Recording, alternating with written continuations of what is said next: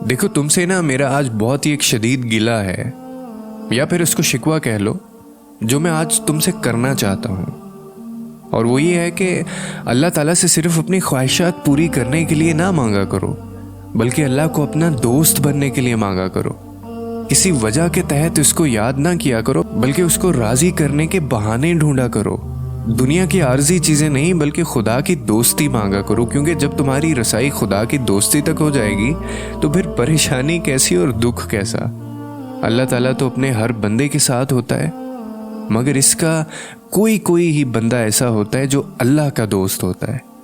جب تم اللہ تعالیٰ سے دوستی کرنے کی جستجو کرو گے نا تو مشکلات کے سارے دروازے خود بخود بند کر دیے جائیں گے، ساری تکالیف دور کر دی جائیں گی، ہر درد کا مرہم بھیج دیا جائے گا۔ اللہ تعالیٰ خود کہتا ہے کہ میرا بندہ میری طرف چل کر آئے گا تو میں دوڑ کر جاؤں گا۔ اللہ تعالیٰ کو مناؤ، اس سے لاڈ کرو جیسے اپنے سب سے اچھے دوست یار سے کرتے ہو۔ اپنی ہر چھوٹی چھوٹی بات بھی اللہ تعالیٰ کو بتاؤ، چلتے پھرتے، کام کاج کرتے، اٹھتے بیٹھتے، سوتے جاگتے، جو بھی بات دل میں ہے، جو بھی تمہیں پریشان کر رہی ہے، اس کا تذکرہ اللہ سے ہی کرو۔